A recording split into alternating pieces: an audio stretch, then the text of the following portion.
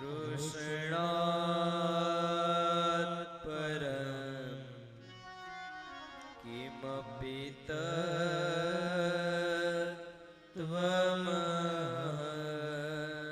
न जाने। कृष्णात्वदीयं पदपङ्कजपञ्जरान्ते अद्यैव मे विशतु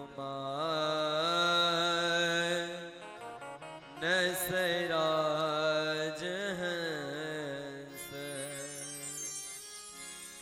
प्राण प्रयाण समये अपवाद पेते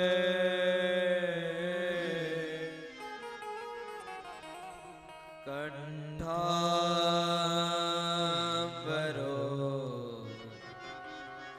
धनवेदो स्मरणं कृतस्ते।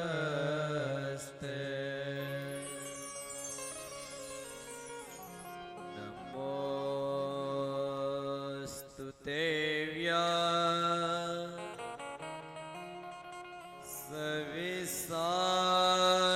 सविशालबुद्धे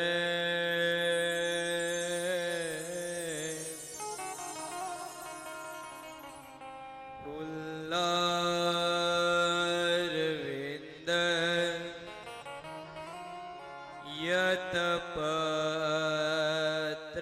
यतपत्रनेत्र येने त्वया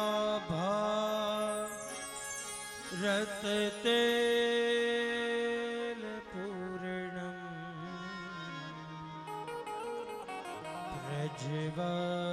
प्रज्वलितो ज्ञानमय प्रदीपम्। कृष्णं नारायणं वन्दे कृष्णं वन्दे व्रजप्रिय कृष्णं द्वैपायनं वन्दे कृष्णं वन्दे पृथसुतं कृष्णं वन्दे पृथाश्रुतं भागवत भगवान की जय। कृष्ण गोविंद गोविंद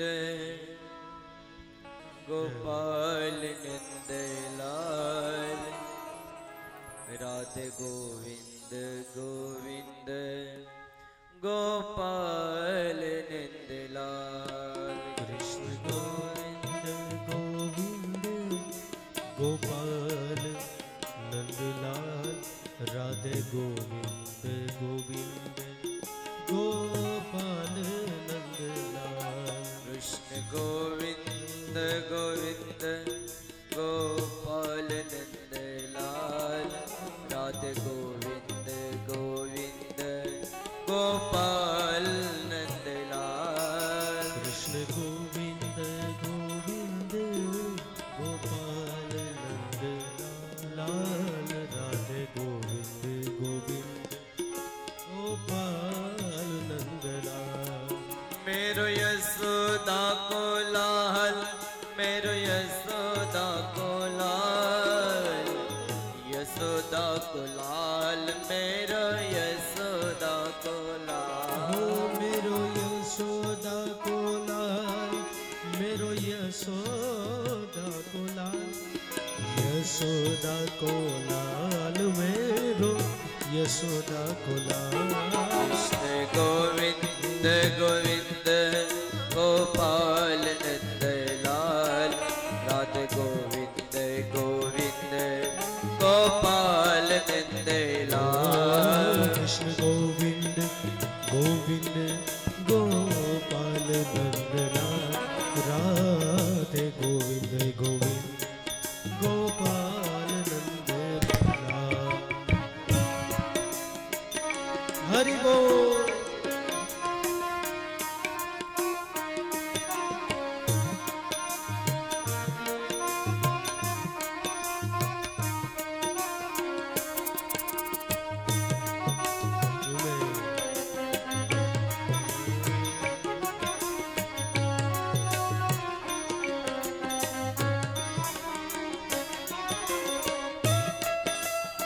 ભાવ છે. હરિ બોલ હરિ બોલ.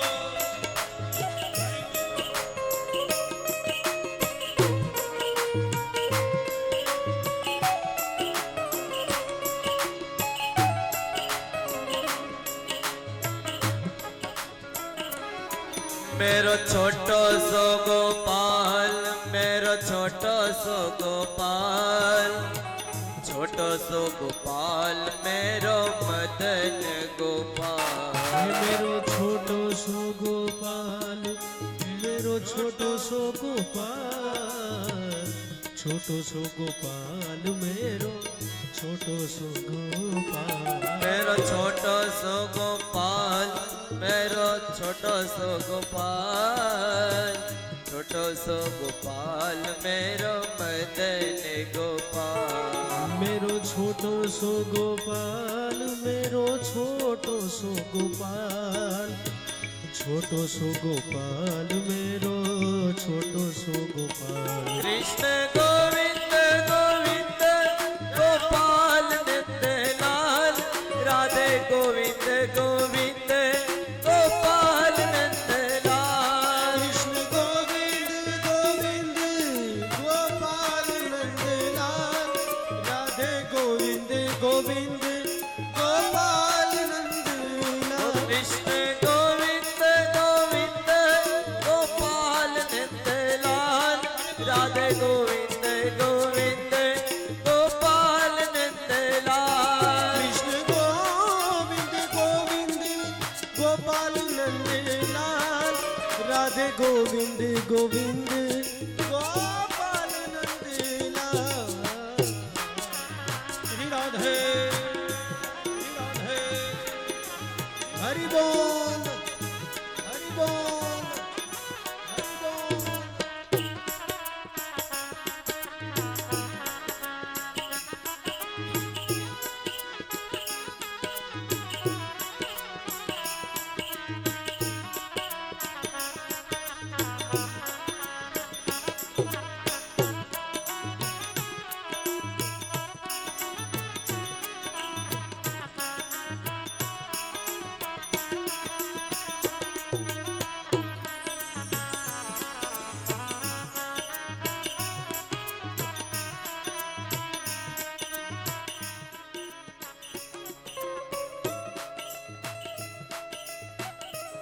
श्री राधे श्री राधे श्री राधे श्री राधे.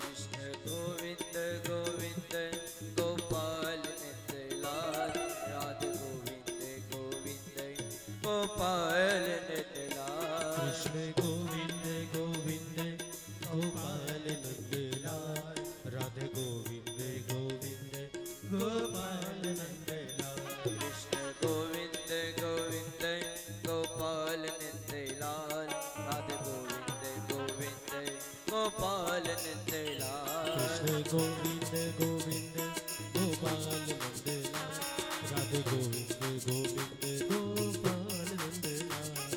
हमारो धन राधा श्री राधा, हमारो धन राधा श्री राधा श्री राधा. हमारो धन राधा श्री राधा श्री राधा. हमारो धन राधा श्री राधा श्री राधा. परम धन राधा राधा राधा राधा राधा. परम धन राधा राधा राधा राधा राधा. परम धन राधा राधा राधा राधा राधा. परम धन राधा राधा राधा राधा राधा. हमारो धन राधा श्री राधा श्री राधा. श्री राधा. हमारो धन राधा श्री राधा श्री राधा. हमारो धन राधा श्री राधा श्री राधा. भागवत भगवान की जय. सुखदेव जी महाराज की जय। परीक्षित महाराज की जय। चामुंडा मात की जय। बिलड़ी मात की जय। पितृनारायण देव की जय। अपने अपने गुरु महाराज की जय। अपने अपने मात पिता की जय। प्रेम से ओम नमः पार्वती पते हर हर महादेव हर।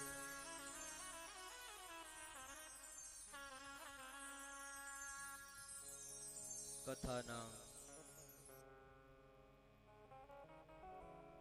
बीजा दिवसे દ્વિતીય સત્રમાં બીજા સત્રમાં જ્યારે સૌ ભેગા થયા છે ત્યારે પ્રથમ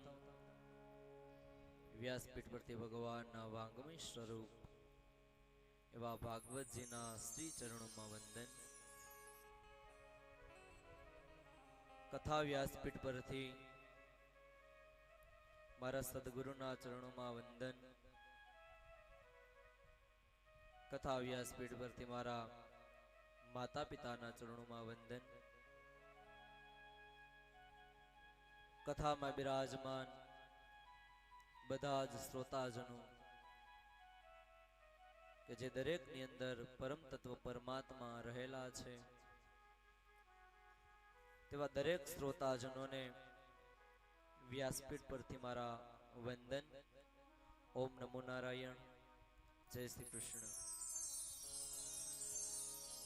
કથાને યુટ્યુબના માધ્યમથી આઈ મોગલ લાઈવ સ્ટુડિયોમાં નિહાળતા બધા જ શ્રોતાજનોને વ્યાસપીઠ પરથી મારા વંદન. ઓમ નમો નારાયણ. જય શ્રી કૃષ્ણ.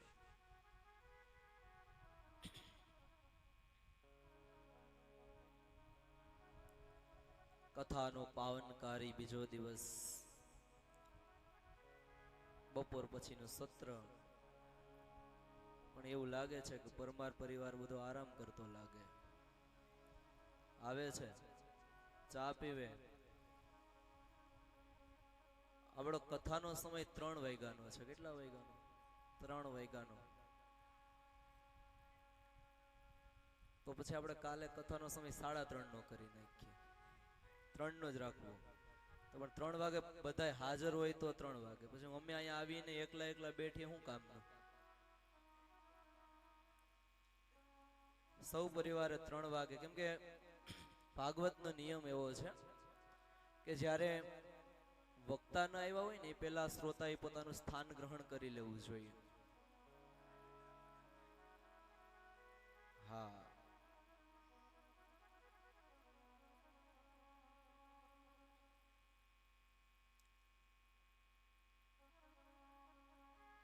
ભગવાનની કથામાં ફરીથી આપણે જ્ઞાન ગંગાને આગળ વહાવીએ.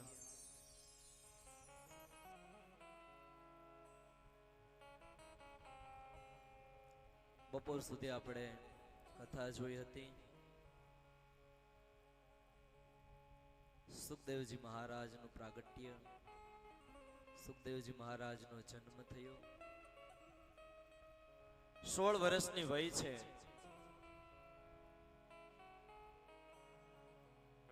પિતાજીના ઘરનો ત્યાગ કર્યો છે. જંગલમાં જાય. વ્યાસજીના મનાવવા છતાં સુખદેવજી માનતા નથી. વ્યાસજીને ચિંતા થઈ કે આ ભાગવત કોના દ્વારા લોકો સુધી પહોંચાડું. શિષ્યો દ્વારા ભાગવતના શ્લોકો બોલાવ્યા. સુખદેવજી મહારાજને ભાવ પ્રગટ થયો અને સુખદેવજી મહારાજ પોતાના પિતા વ્યાસજી પાસે આવી અને ભાગવત કથા ભણ્યા છે. સુખદેવજી મહારાજ છે એણે ભાગવત કથા ભણી અને આ ભાગવત કથા કોને સંભળાવી છે? પરીક્ષિત મહારાજને. અને આ ભાગવતની કથા સાંભળવાથી 7 જ દિવસની અંદર પરીક્ષિત મહારાજનો મોક્ષ થયો છે. ત્યાં સુધી આપણે કથા જોઈ હતી. આ કથા ગંગા એવી જ સસાઈ કે મનુષ્યને મોક્ષની ગતિ અપાવે છે. પૂર્ણ કૃપા ભગવાન નારાયણની થાય છે અને ભગવાન ની કથાથી પ્રભુ રાજી તો થાય છે. ભગવાન રાજી થઈ અને મનુષ્યનું પરમ કલ્યાણ કરે છે. આવી આ ભાગવત ગાથા છે સાહેબ. તો પ્રથમ અહીંયા સુખદેવજી મહારાજે પરીક્ષિત મહારાજને કથા તો સંભળાવી, પણ આપણને પ્રશ્ન એવો થાય કે આ પરીક્ષિત મહારાજે એવું તો કયું કર્મ કર્યું હતું કે તેને 7 દિવસ અન્નસન વ્રત ઉપર બેસી અને ભાગવતની કથા સાંભળી? શા માટે સુખદેવજી મહારાજની પાસે પરીક્ષિત ગયા છે? શા માટે એને કથા સાંભળી છે? એનાથી શું અપરાધ થઈ ગયો હતો? તો એ બધી કથાઓને આપણે જાણવી હોય તો મહાભારતની અંદર આપણે જવું પડે. કેમ કે પરીક્ષિત મહારાજ છે એ પાંડવોના વંશજ છે અને પાંડવો છે એનું વર્ણન ખૂબ મહાભારતમાં કરવામાં આવેલું છે. તો આ કથા છે આપણને ભાગવતમાંથી થોડી વાર મહાભારતમાં લઈ જાય છે. આપણે કાલે જ વાત કરી હતી કે આ કથા ગંગા એવી છે કે થોડી વાર આપણને શિવ પુરાણમાં લઈ જાય, થોડી વાર આપણને દેવી ભાગવતમાં પણ લઈ જાય, થોડી વાર આપણને રામાયણમાં પણ લઈ જાય, થોડી વાર આપણને મહાભારતમાં પણ લઈ જાય. તો ભગવાન પરીક્ષિત રાજાનો જન્મ કેવી રીતે થયો અને પરીક્ષિત રાજાને શ્રાપ કેવી રીતે મળ્યો અને પરીક્ષિત મહારાજનો અને સુખદેવજીનો ભેટો કેવી રીતે થયો તેની કથા જાણવી હોય તો મહાભારતની અંદર જવું પડે. મહાભારત બધા જ આ નામથી જાણીતા છે. લગભગ મહાભારત થી કોઈ અજાણ નહીં હોય. મહાન યુદ્ધ થયું છે ને મહાભારત કુરુક્ષેત્રમાં. તો થોડી વાર સૌ આપણે મહાભારતની અંદર પ્રવેશ કરીએ. अथ श्री महाभारत कथा, अथ श्री महाभारत कथा, अथ श्री महाभारत कथा, अथ श्री महाभारत कथा।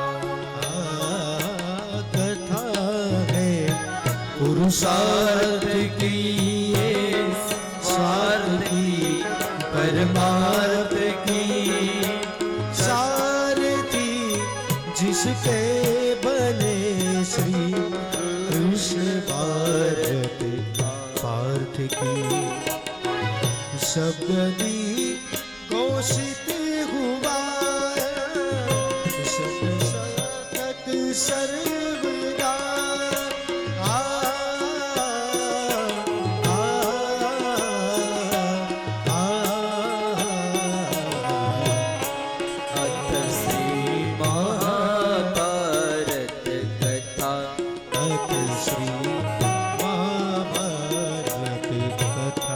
यदा यदा हि धर्मस्य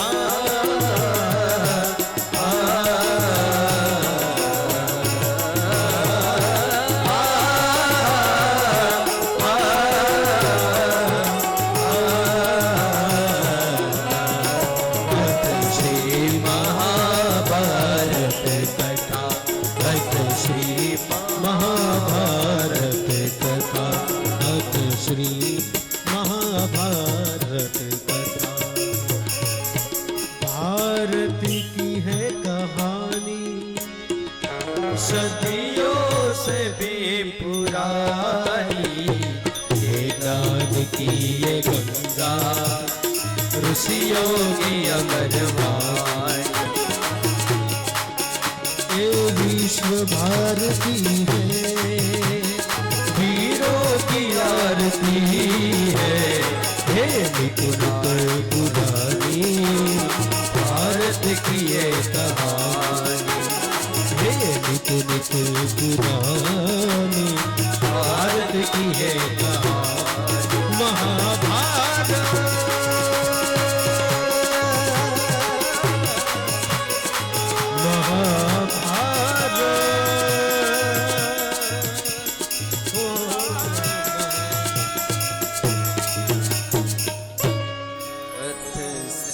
महाभारत कथा।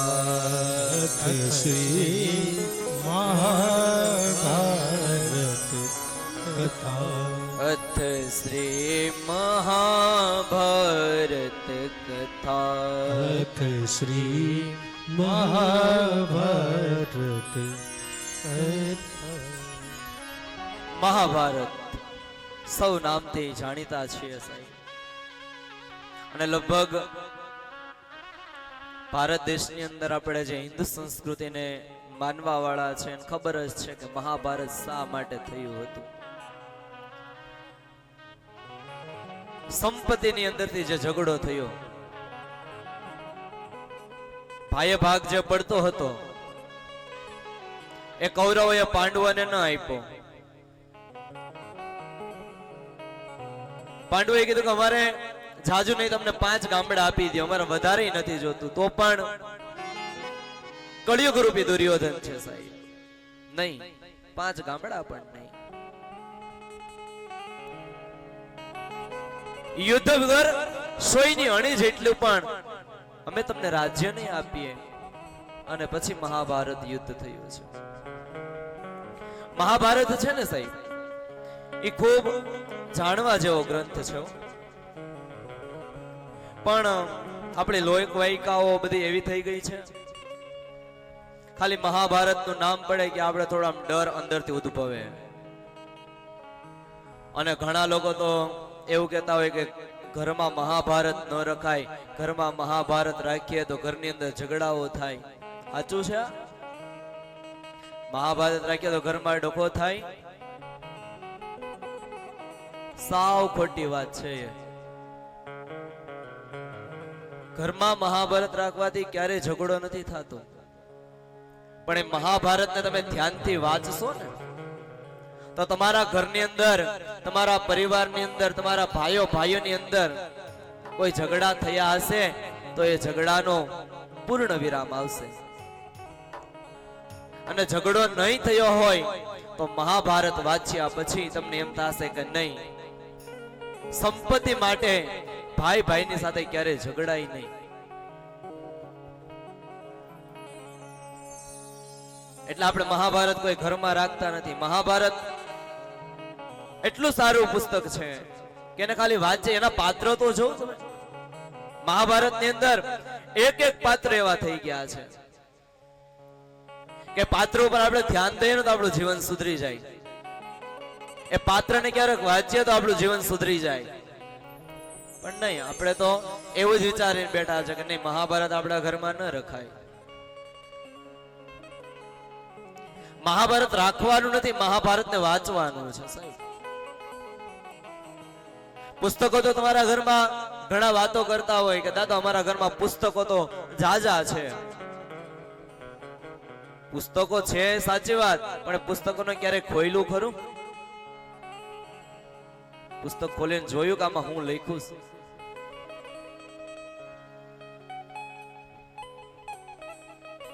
ધૂળ ખાઈ જાય પુસ્તકો. જ્યારે બહેનો ઝાડા કચરા કરતા હોય ત્યારે પુસ્તકો ખોલે, કાઢે, સાફ કરીને પાછા મૂકી દે.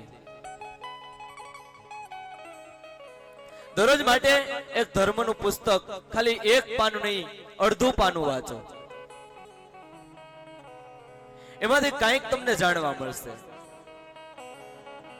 મહાન ગ્રંથો, મહાન પાત્રો છે સાહેબ. મહાભારતમાં કયું પાત્ર નબળું?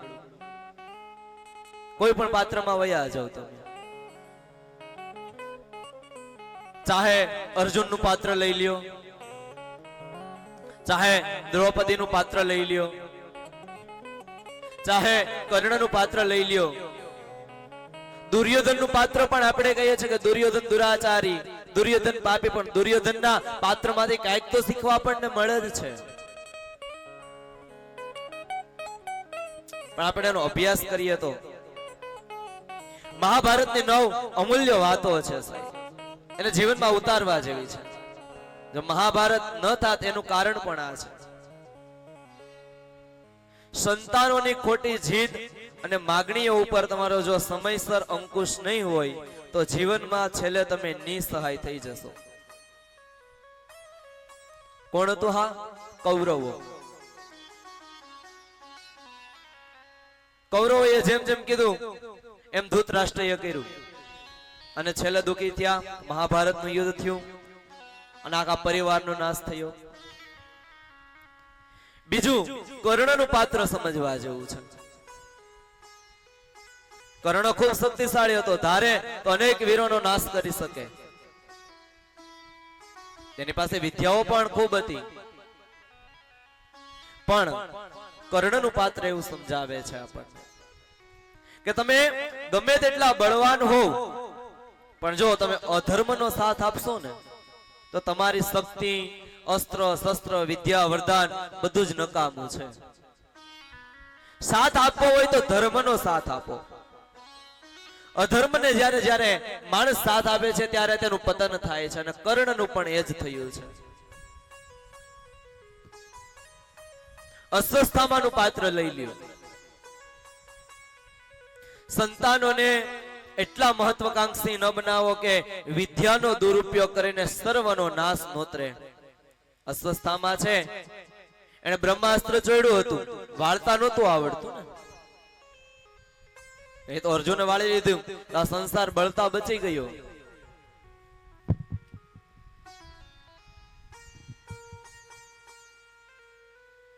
ભીષ્મ પિતામહનું પાત્ર લઈ લ્યો સાહેબ મહાભારતમાં. ભીષ્મ પિતામહનું પાત્ર એકવાર વાંચી તો જુઓ, ભવ્ય પાત્ર છે. ક્યારેય કોઈને એવા વચન ના આપો કે જેનાથી તમારે અધર્મીઓની સામે સમર્પણ કરવું પડે. ભીષ્મ પિતામહ ખૂબ જ્ઞાની હતા, પણ કૌરવોને વચન આપી ચૂક્યા કે નહીં, અમે તમારી સાથે યુદ્ધ લડશું.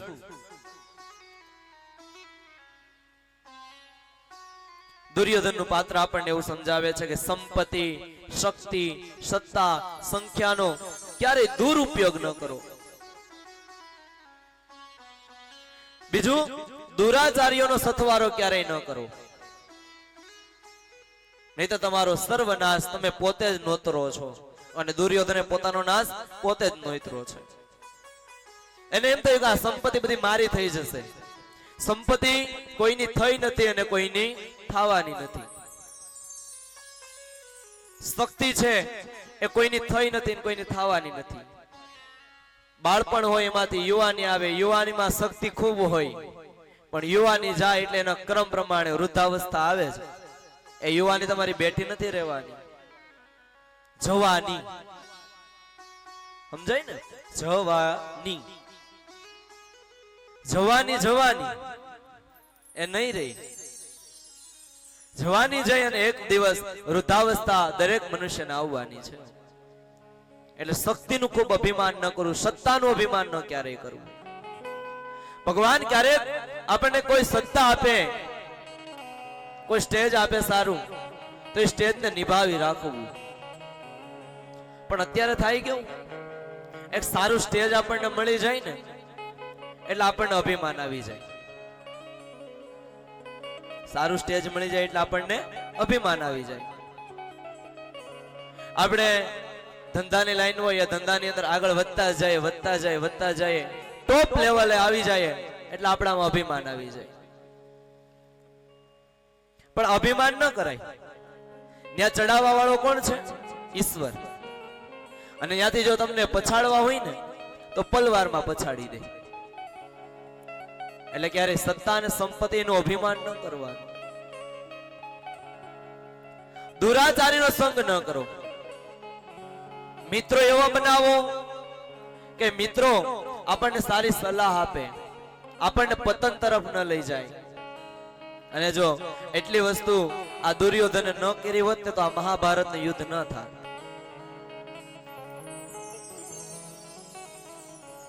ધૃતરાષ્ટ્રનું પાત્ર લઈ લ્યો.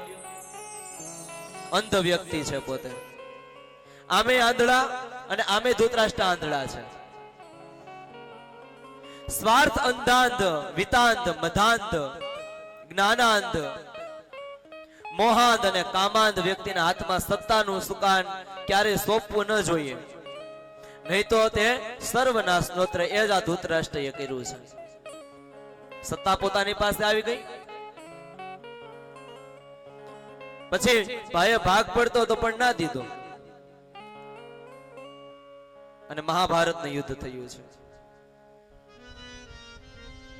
અર્જુનનું પાત્ર પણ મહાભારતમાં જોયા જેવું છે. કારણ અર્જુનનું પાત્ર આપણને જીવનમાં એ શીખવે છે કે વિદ્યાની સાથે વિવેક હોવો જોઈએ. કેમ કે આપણા સુવિચારમાં પણ મહાપુરુષો એમ કહે છે કે વિદ્યા વિનયથી શોભે છે. તમે ખૂબ ભણી ગણી લ્યો, ખૂબ ગ્રેજ્યુએટ થઈ જાઓ, પણ કોની સાથે શું વ્યવહાર કરવો એની તમને ના ખબર પડતી હોય ને તો તમે જેટલા વર્ષ ભણવા બગાડ્યા ને એ કાંઈ કામના નહીં. ભણો, એની સાથે આપણા વડીલો કોણ છે, આપણું કુળ કયું છે, આપણું મોસાળ કયું છે, આપણા કઈ માઈકમાં આવે છે,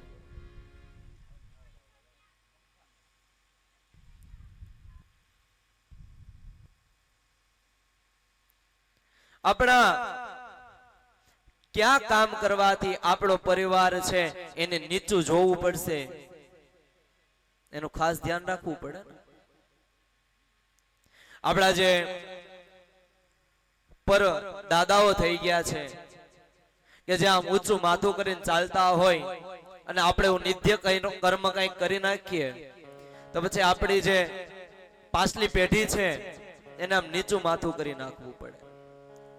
એટલે 100 વખત વિચારવું પડે કે આપણે કોના સંતાનો છીએ, આપણો જન્મ કઈ કુળમાં થયો છે, આપણે કોની સાથે કેવું વર્તન કરવું જોઈએ. અને એ શીખવું હોય તો અર્જુનનું પાત્ર આપણે મહાભારતમાં વાંચવું જોઈએ, એને જોવું જોઈએ. અર્જુન છે એની પાસે વિદ્યા તો છે જ, ખૂબ બાણાવીર છે, પણ એની સાથે એનામાં વિવેક પણ છે.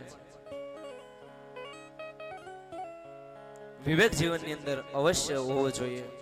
અને જેના જીવનમાં વિવેક હોય એને વિજય મળે છે. અને અર્જુન વિવેકીય છે એટલે મહાભારતનું યુદ્ધ જીતા છે.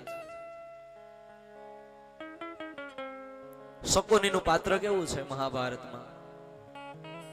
બધા સમયે બધી બાબતોમાં છળ કપટથી તમે બધી બાબતમાં દરેક વખતે સફળ નહીં થાવ. શકુની બધી જગ્યાએ સફળ નથી થયા.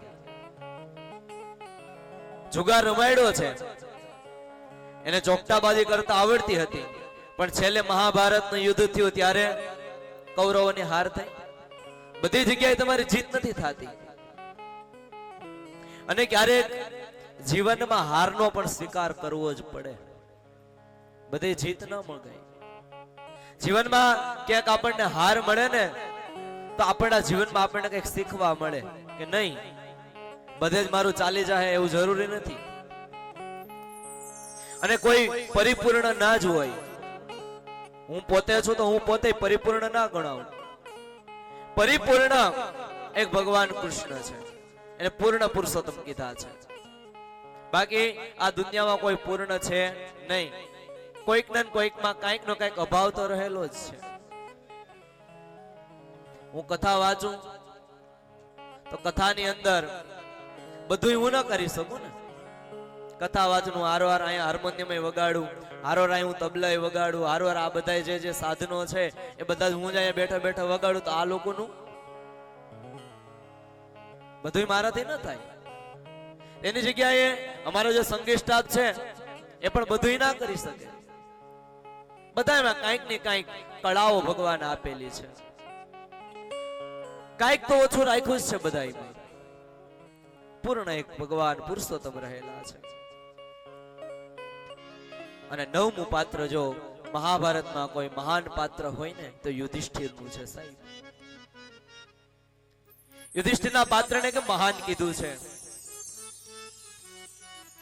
જો તમે નીતિ અને ધર્મ કર્મ સફળતાપૂર્વક નિભાવશો ને તો વિશ્વની કોઈ પણ શક્તિ તમારો વાળ પણ વાંકો નહીં કરી શકે.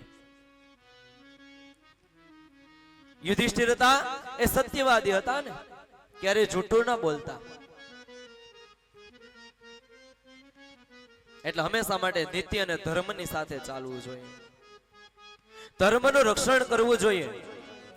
ધર્મના કાર્ય જ્યાં જ્યાં થતા હોય ત્યાં ત્યાં ખડે પગે ઊભું રહી જવું જોઈએ.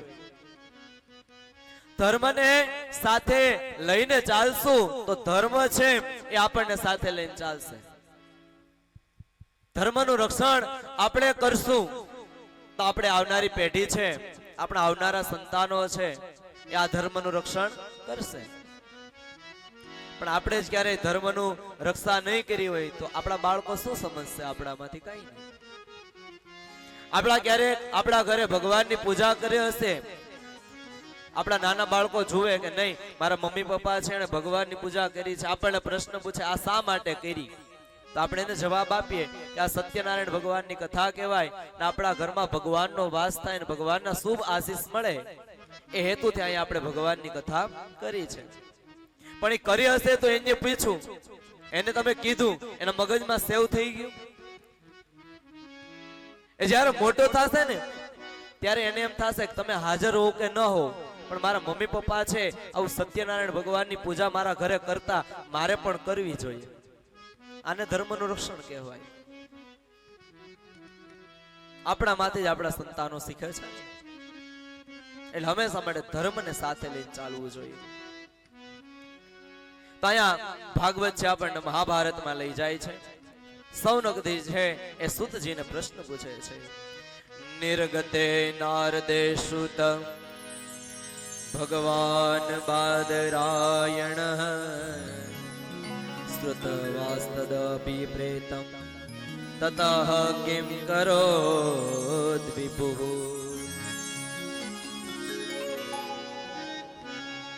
એ ભગવાન, હવે તમે અમને એ કથા બતાવો કે આ પરીક્ષિત રાજાનો જન્મ કેવી રીતે થયો. અને ત્યારે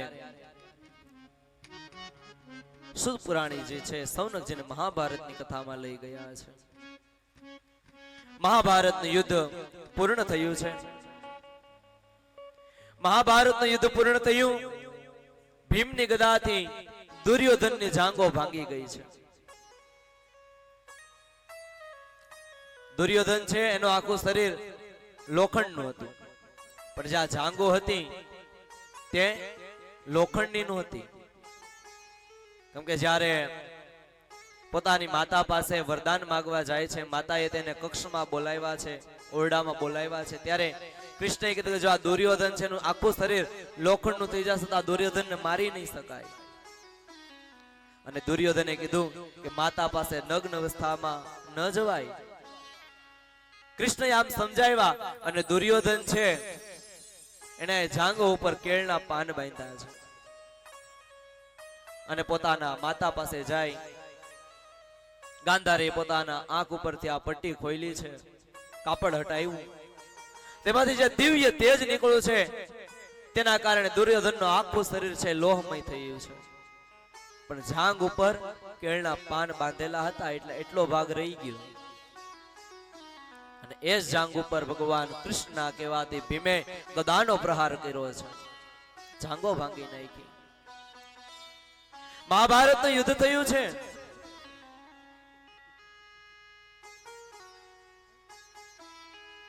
મહાભારતનું યુદ્ધ થયું, દુર્યોધનની જાંગો ભાંગી ગઈ. એવામાં અસ્વસ્થામાં દુર્યોધન પાસે આવે છે કે દુર્યોધન તમે કયો હું તમારું શું કલ્યાણ કરી શકું. અને ત્યારે દુર્યોધન કહે કે આ 5 પાંડવોને મારવાના અનેક પ્રયત્નો કર્યા પણ આ 5 પાંડવો છે એ કોઈ રીતે મરતા નથી. આ 5 પાંડવો જો મૃત્યુને પામે ને તો હું ખૂબ ખુશ થાવ. અસ્વસ્થતામાં કે હું તમારું પ્રિય કર્મ કરીશ. રાત્રિનો સમય છે, પણ જેની સાથે ભગવાન હોય ને એનો વાળ પણ વાંકો ન થાય. એ સમજવા જેવી વસ્તુ છે. આજે કૃષ્ણએ 5 પાંડવોને કીધું કે તમે જ્યાં સૂવ છો ને ત્યાં જ તમારે નથી સૂવાનું. અને કૃષ્ણ છે 5 પાંડવોને લઈને ત્યાંથી નીકળી ગયા છે. એ જ જગ્યા ઉપર આજે પાંડવોના 5 પુત્રો છે. એને એમ થયું કે જે જગ્યા ઉપર મારા પિતાશ્રી સૂવે છે એ જગ્યા ઉપર મારે સૂવું છે. અને 5 પુત્રો ત્યાં સૂતા છે. 5 પુત્રો ત્યાં સૂતા. એવામાં રાત્રિના સમયે કોઈને ખબર ના પડે તેમ અસ્વસ્થતામાં આવ્યો છે. 5 જણાના સૂતેલા જોયા છે, માથે ઓઢેલું છે, ખબર નથી કોણ સૂતું છે. અને તલવાર કાઢી છે. તલવાર કાઢી અને 5 પુત્રોના મસ્તક છે એને ધડથી અલગ કરી દીધા. જે જગ્યા ઉપર પાંડવો સૂતા હતા ત્યાં તેના પુત્રો સૂતા છે. 5 મસ્તકોને કાપી નાખ્યા છે. 5 મસ્તકોને લઈ અને અસ્વસ્થતામાં છે દુર્યોધન પાસે આવે છે. દુર્યોધન, તમારો જય હો. તમારો આજે હું પ્રિય કરીને આવ્યો છું. મેં 5 પાંડવોને મારી નાખ્યા. હવે દુર્યોધન વિચારમાં પડી ગયો કે આ મહાભારતનું આખું યુદ્ધ પૂર્ણ થયું તો પણ આ 5 પાંડવોને મારી ન સકાણા અને અસ્વસ્થતામાં 5 ના માથા કાપીને લઈ આવ્યો. વિસ્મય પામ્યો.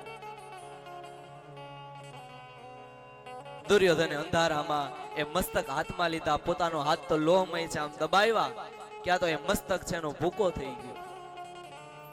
અસ્વસ્થતામાં તમે 5 પાંડવોને મારી નથી આવ્યા. દુર્યોધને જોયું તો આ 5 પાંડવો નથી પણ 5 પાંડવોના પુત્ર છે.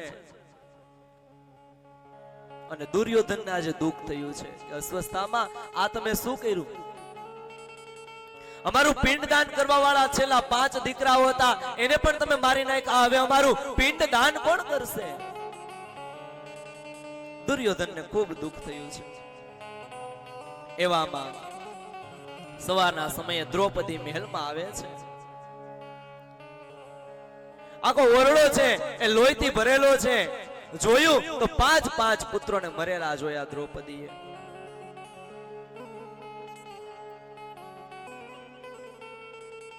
પોતાના 5 દીકરાઓને મરેલા જોઈ અને દ્રૌપદી છે એકદમ આક્રંદ કરવા લાગી છે, રડવા લાગી છે.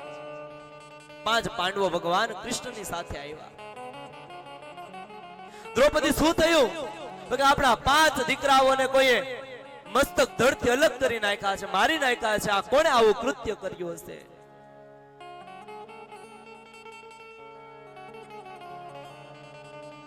એ અર્જુન, આપણા 5 દીકરાઓને જે મારી નાખવા વાળો છે ને તેને હમણાં જ તમે પકડીને લઈ આવો. અને તરત જ ભગવાન કૃષ્ણની આજ્ઞાથી કૃષ્ણ છે એને સાથે લઈને અર્જુનજી છે એ રથ ઉપર સવાર થયા છે. અસ્વસ્થતામાં ખબર પડી ગઈ કે અર્જુન છે મને મારી નાખશે એટલે અસ્વસ્થતામાં છે ભાગવા લાગ્યો. અર્જુન છે એ પાછળ જાય, અસ્વસ્થતામાં આગળ જાય છે.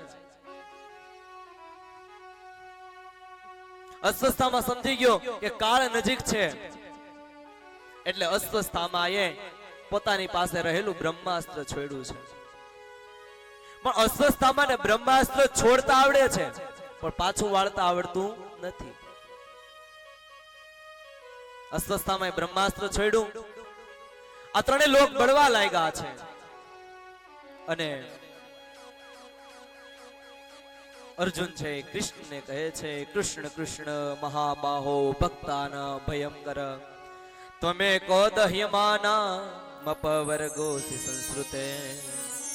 એ કૃષ્ણ તમે કહો હું શું કરું? અર્જુનને ખબર હતી કે બ્રહ્માસ્ત્રની સામે બ્રહ્માસ્ત્ર છોડાય, પણ એ છતાં એને પહેલા ભગવાનની આજ્ઞા લીધી છે. ભગવાન જે નિર્ણય આપે ને એ નિર્ણય ઉપર અર્જુન કે મારે ચાલવું છે. અને ભગવાનના નિર્ણય ઉપર જે મનુષ્ય ચાલે તે ક્યારેય દુખી થાય નહીં. એટલે કૃષ્ણએ કીધું કે અર્જુન, અસ્વસ્થતામાં છે ને બ્રહ્માસ્ત્ર છોડ્યો ને બ્રહ્માસ્ત્ર છોડતા આવડે, વાળતા નથી આવડતું, પણ તમને તો ગુરુ કૃપાથી બ્રહ્માસ્ત્ર છોડતાય આવડે છે ને વાળતાય આવડે છે. તમે પણ સામે બ્રહ્માસ્ત્ર છોડો. અસ્વસ્થતામાંની સામે અર્જુને પણ બ્રહ્માસ્ત્ર છોડ્યું છે. બ્રહ્માસ્ત્રને છોડ્યું, બંને બ્રહ્માસ્ત્ર સામે સામે અથડાણા. આ ત્રણેય લોકનો પ્રલય થાય એવો સમય આવી ગયો એવું લાગે, અને કૃષ્ણના કહેવાથી અર્જુને બંને બ્રહ્માસ્ત્રને પાછા ખેંચી લીધા છે. અસ્વસ્થતામાને પકડી લીધા, અસ્વસ્થતામાને દોરડાથી બાંધી દીધા છે. અસ્વસ્થતામાને બાંધી અને દ્રૌપદી સામે લઈ આવ્યા છે. હવે અસ્વસ્થતામાને બાંધીને અહીંયા લઈ આવ્યા, 5 પુત્રો મરી ગયા છે. તો પણ દ્રૌપદી સુધી કીધું કે આને શા માટે તમે બાંધીને લઈ આવ્યા, આને શું અપરાધ કર્યો છે? ત્યારે કીધું કે અસ્વસ્થતામાં છે ને એને જ આપણા 5 પુત્રોને મારી નાખ્યા છે. દેવી, તમે કહો આને શું સજા આપું? અને ત્યારે દ્રૌપદી છે એ ભારત વર્ષની આર્ય નારી ને,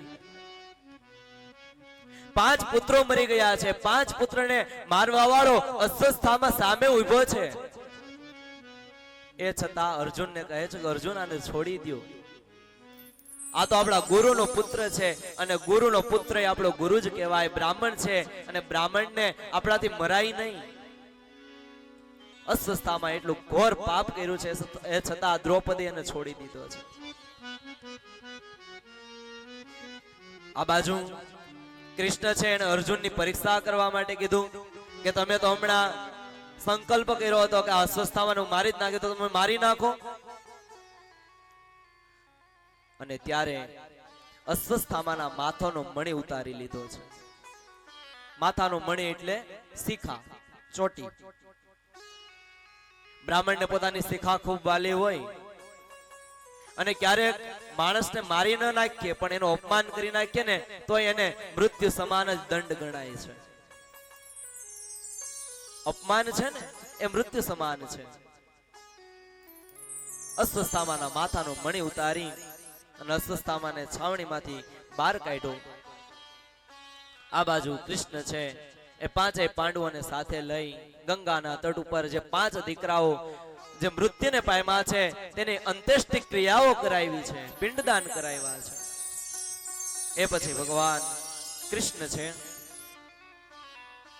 એને કીધું કે ખૂબ સમય હું અહીંયા રોકાણો, હવે મારે રોકાવું, હવે મારે દ્વારકા જવું છે.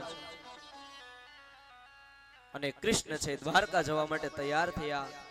એવામાં જ કૃષ્ણ છે એ રથમાં ચડવા માટે જતા હતા. જે પહેલો પગ રથ ઉપર રાખ્યો ને ક્યાં ઉત્તરા દોડતી આવી છે. ઉત્તરા કોણ છે? અભિમન્યુની પત્ની છે. અર્જુનનો દીકરો અભિમન્યુ અને તેની પત્ની ઉત્તરા. ઉત્તરા છે દોડતી દોડતી આવી છે, ભગવાનના પગમાં પડી ગઈ અને કહેવા લાગી, પાહી પાહી મહાયોગીન દેવ દેવ જગતપતે જ્ઞાન્યમ તદ ભયમ પશ્યે યત્ર મૃત્યુ પરસ્પરમ. હે કૃષ્ણ, તમે મારું રક્ષણ કરો. આપના સિવાય આ લોકમાં મારું રક્ષણ કરવા વાળું બીજું કોઈ છે નહીં.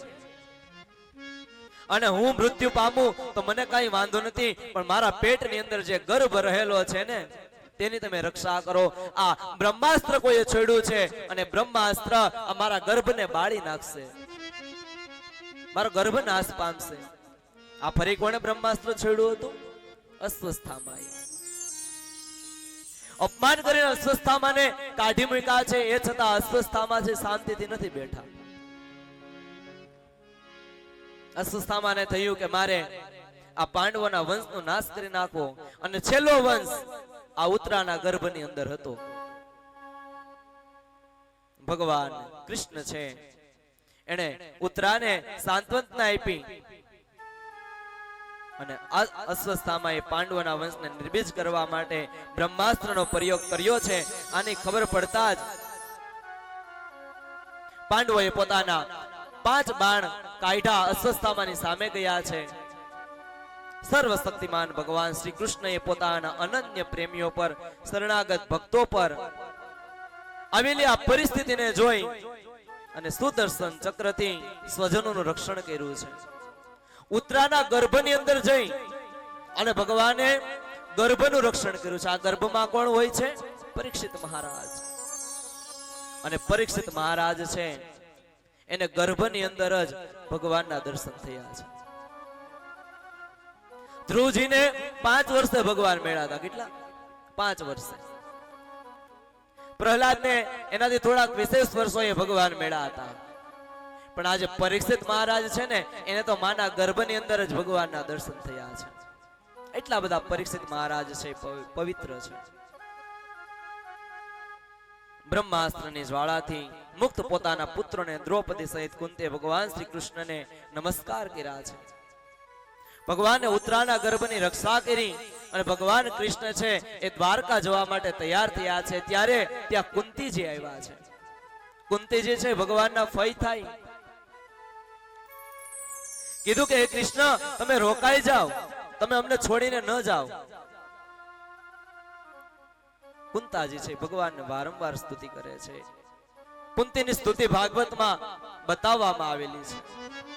નમસ્ય પુરુષં ત્વાતમીશ્વરં પ્રકૃતેઃ પરમ અલક્ષ્યં સર્વભૂતાનાં મત્તર્બહિરવસ્થિતમ. ભગવાન, તમે સમસ્ત જીવોના સ્વામી છો. મને એમ થાય છે કે મારો ભત્રીજો છે, પણ નહીં ભગવાન, તમે તો સ્વયં નારાયણ છો. ભગવાન, તમે અમને છોડીને ન જાઓ. અને ભગવાન, જ્યારે જ્યારે તમે અમને છોડીને ગયા છો ને, ત્યારે ત્યારે અમારા ઉપર દુઃખ આવ્યા છે. અને ભગવાનની સ્તુતિ કરતા કરતા કુંતીજીએ વારંવાર ભગવાનની પાસે દુઃખની માગણી કરી છે.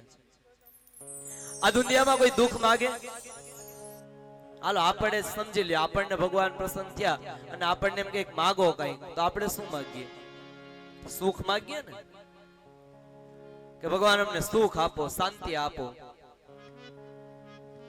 પણ કુંતાજીએ વારંવાર ભગવાનની પાસે દુઃખ માંગ્યું છે. અને દુઃખ માંગવાનું કારણ શું?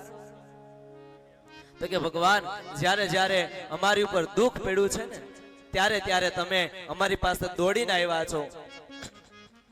એટલે ભગવાન, મને જીવનમાં દુઃખ ખૂબ આપજો.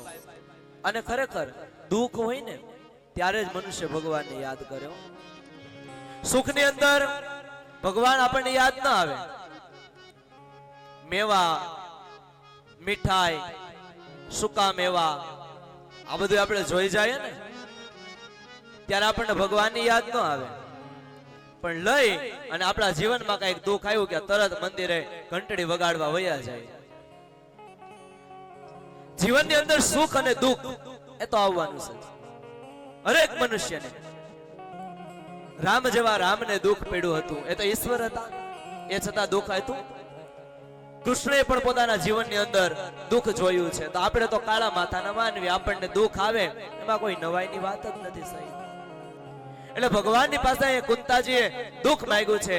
અને દુઃખ માંગવાનું કારણ એ જ કે જ્યારે જ્યારે દુઃખ આવે ત્યારે ત્યારે ભગવાન, અમે તમને યાદ કરીએ છીએ અને ત્યારે ત્યારે તમે અમારી બાજુમાં ઊભા છો. એટલે હંમેશા માટે ભગવાનની પાસે કુંતાજીએ દુઃખ માંગ્યું. અને જ્યારે જ્યારે દુઃખ પડ્યું ત્યારે ભગવાન પાંડવોની પાસે ઊભા છે. પણ અત્યારનો મનુષ્ય કેવો છે? મુશ્કેલીમાં આવે ત્યારે ભગવાનની પાસે જાય અને સુખ બાળી જાય એટલે ભગવાનને ભૂલી જાય. મને મુશ્કેલી જ્યારે પડે ત્યારે તને યાદ કરું. મને મુશ્કેલી જ્યારે પડે ત્યારે તને યાદ કરું. મારા સુખમાં હું વિસરું તને, દુઃખમાં હું યાદ કરું. સુખમાં હું વિસરું તને, દુઃખમાં હું યાદ કરું. સુખની અંદર મનુષ્ય ભગવાનને યાદ નથી કરતો સાહેબ. એક સુખ વસ્તુ જેવી છે. પણ આપણા જીવનની અંદર ભગવાનને કઈ પહેલા અમને દુઃખ દે છે. જીવનની અંદર દુઃખ ભોગવું હોય ને પછી સુખ આવે ને તો એ સુખને આપણે ભોગવી શકીએ. પણ પેલા કાચા ઘીમાં રવો જ ખાધો હોય, મેવા મીઠાઈ ને મિષ્ટાન જ ખાધા હોય, ડનલોપના ગાદલા ઉપર જ સૂતા હોઈએ, નોકર ચાકર કામ કરતા હોય અને અચાનક આપણા જીવનની અંદર પલટો આવે અને અચાનક આપણે દુખી થઈ જઈએ તો એ દુઃખ આપણે સહન ના કરી શકીએ. કેમ? તો કે આપણે સુખ ભોગવેલું છે. એટલે ભગવાને કઈ મારા જીવનની અંદર પેલા મને દુઃખ આપજે અને દુઃખની ઘડી પછી મને સુખ આપજે. મૂડી હોય જ્યારે બે પૈસાની, મૂડી હોય જ્યારે બે પૈસાની, બની જાવું ત્યારે બહુ અભિમાની, બની જાવું ત્યારે બહુ અભિમાની, જ્યારે ખાવાના સાચા પડે ત્યારે તને યાદ કરું, જ્યારે ખાવાના સાચા પડે ત્યારે તને યાદ કરું, એ મને મુશ્કેલ જ્યારે પડે ત્યારે તને યાદ કરું, મને મુશ્કેલી જ્યારે પડે ત્યારે તને યાદ કરું, એ મારા સુખમાં હું વિસરું તને, દુઃખમાં હું યાદ કરું, મારા સુખમાં વિસરું રે, દુઃખમાં હું યાદ કરું, સાથે હોય જાણે બે સંગાતી, સાથે હોય જ્યારે બે સંગાતી, સાથે હોય જ્યારે બે સંગાતી, સાથે હોય જ્યારે બે સંગાતી, ગજ ગજ ફૂલે ત્યારે મારી સાથી, ગજ ગજ ફૂલે ત્યારે મારી સાથી, જ્યારે એકલડા મરવું પડે ત્યારે તને યાદ કરું, ત્યારે કંદડા મરવું પડે ત્યારે તને યાદ કરું, મને મુશ્કેલ જ્યારે પડે ત્યારે તને યાદ કરું, મને મુશ્કેલી જ્યારે પડે ત્યારે તને યાદ કરું. હરિ બોલ, હરિ બોલ. નમો નારાયણ, નમો નારાયણ.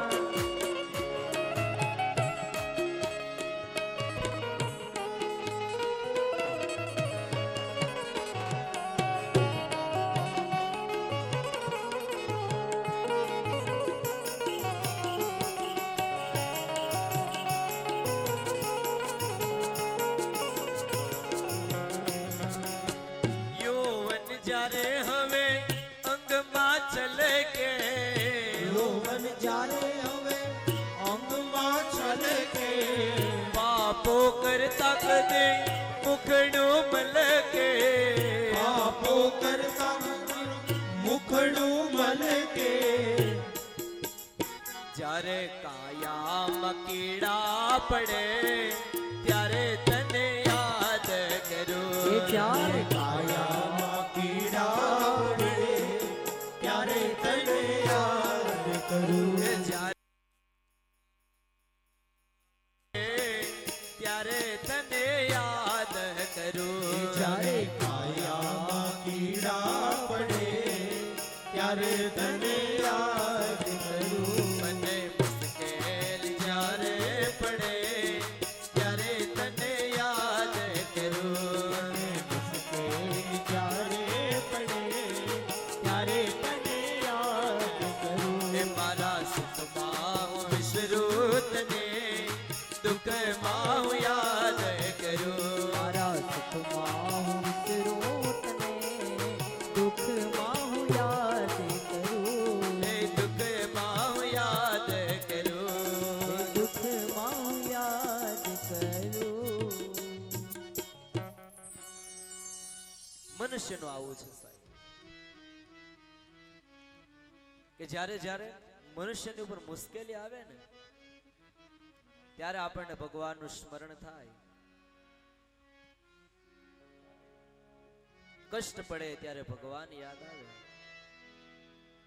કષ્ટ પડે ત્યારે જ કેમ ભગવાન યાદ આવે, ત્યાં સુધી કેમ નથી આવતા? દુઃખની વેળાએ જ ભગવાન યાદ આવે ને. કેટલાને દુઃખની વેળાએ જ ભગવાન યાદ આવે? સાચું કહેજો.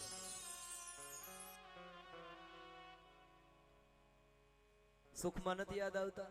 આવે ને તો બરોબર. સુખ અને દુઃખ એ જીવનમાં આવવાના છે. સુખ અને દુઃખ છે ને ઘડિયાળના બે કાંટા છે. સુખ અને દુઃખ આવે છે. થોડા મહિના સુખ હોય તો એકાદો મહિનો એવો આવે કે દુઃખ, પાછું સુખ પાછું દુઃખ, એ ફેરા જ કરવાના. પણ સુખમાં કે દુઃખમાં ભગવાનને ભૂલાય નહીં. અને જેણે જેણે ભગવાનને ભૂલ્યા છે, ભગવાનને છોડ્યા છે, તે માણસની અવગતિ થઈ છે. એટલે જીવનમાં હંમેશા માટે ભગવાનને યાદ કરો. સુખમાં પણ ભગવાનને યાદ કરો, દુઃખમાં પણ ભગવાનને યાદ કરો. તો અહીંયા કુંતીજી ભગવાનની પાસે દુઃખ માંગ્યું છે, ભગવાનની સ્તુતિ કરી છે. કૃષ્ણાય વાસુદેવાય દેવકી નંદનાય ચ નંદ ગોપ કુમારાય ગોવિંદાય નમો નમઃ. ભગવાન તમે રોકાઈ જાઓ, તમે અમને છોડીને ન જાઓ. કુંતીજીએ સ્તુતિ કરી એટલે ભગવાને કીધું કે ચાલો થોડા દિવસ ફરીથી રોકાઈ જાઓ. કુંતીજીને એમ થયું કે મેં ભગવાનની સ્તુતિ કરી, મારા કહેવાથી ભગવાન રોકાણા. અર્જુનને એમ થયું કે ભગવાન મારા મિત્ર છે એટલે મારા માટે રોકાણા. દ્રૌપદીને એમ થયું કે નહીં, ભગવાન મારા માટે રોકાણા. સુભદ્રાને એમ થયું કે ભગવાન કૃષ્ણ છે મારા ભાઈ છે, મારા માટે રોકાણા.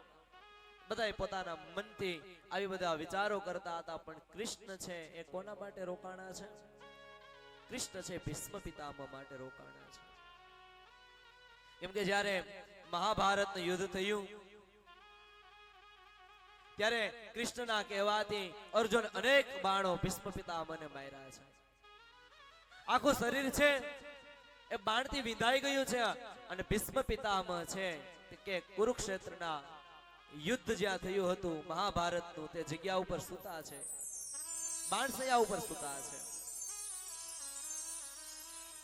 એટલે ભીષ્મ પિતામહને કૃષ્ણ કે મારે દર્શન દેવા છે.